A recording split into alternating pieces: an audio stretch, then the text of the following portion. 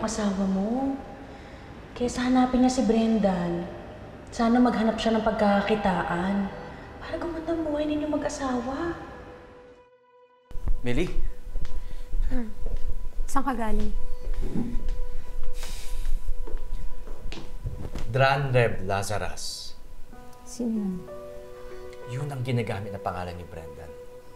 Kaya pala natin siya hindi nakikita. Nandito lang naman ba tayo? Millie, ito na yun. This time, totoo na to. Sigurado ako. Titinan ko kasi yung picture ng informant na nakausap ko. Na dapat kausap natin. Ito. Yan. Sa kakatitig dyan sa picture na yan, nakita ko yung pangalan ng restaurant. Pinuntahan ko yung restaurant. Malaman-laman ko, dito lang pala yun sa Maynila. Tapos pagpunta ko doon, nakita ko sa tapat isang private casino saan naglalagay si Brendan. At Dranreb ang ginagamit niyang pangalan. Kaya pala natin siya hindi nakikita dahil ibang tao ang hinahanap natin. At ito pa, sabi sa akin ng informant na nakita niya si Brendan doon nung 1 linggo lang. Ano mo ba ibig sabihin nito? Mukhang nagkakaproblema at hindi makaalis si Moko. At kung hindi siya makaalis, mas madali siya mahuli. Oh!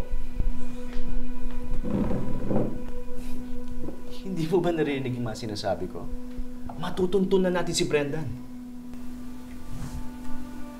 Sigurado ka ba? Oo naman. Ako mismo ang nagpunta doon. Ang ibig kong sabihin, patuloy natin pag-aaksayahan ang panahon yang si Brenda na yan?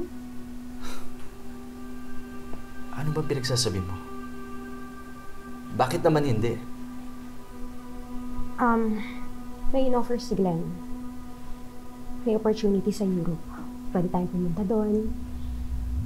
May mga magbubukas din ng mga bagong factories. Pwede tayong magsimula uli ng ibang bansa. Kumita tayo uli ng pera. Ayan. Para saan?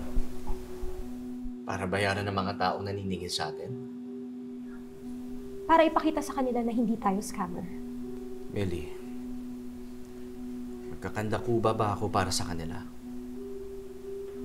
Para pagbayaran ng isang kasalanan na hindi ko naman ginawa? Anong gusto mo? Patuloy natin hanapin yan si Brendan? O Dranreb na yan? Hindi ko alam kung sino man siya. Ano ba gusto mo mangyari? Huwag na natin hanapin si Brendan? Hayaan na lang natin ang mga tao na isipin na isa akong scammer? Ang asawa mo? Manloloko? Yun ang gusto mo? Eh, palibhasa hindi ikaw ang sinasabihan yan eh. Huwag mong sabihin sa akin yan. Dahil ilang beses na akong nadamay dyan sa issue mo. Nakidnap nga ako, di ba? Muntik pa akong mamatay. Pero nandito pa rin ako kasama mo, nagtitiis. O di inamin mo rin pala! Inamin mo nagtitiis ka! Na ayaw mo rin pala! Eh, sino ba may gusto ng ganitong klaseng buhay?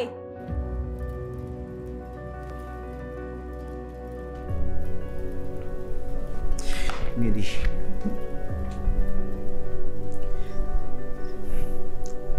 Please.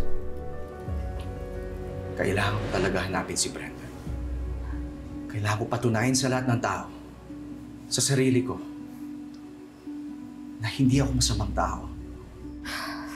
Na pagkatapos ng lahat na nangyari, may sasalba ko pa rin ang lahat. Na kaya ko pa rin bumangon sa mga nagawa ko. Yun nga. Kailangan natin bumangon. Kailangan natin mag-move on. Yun ang kailangan ko. I'm sorry, Anton. Pero, kailangan mo mamili. Ako? O yung paghahanap dyan kay Brenda?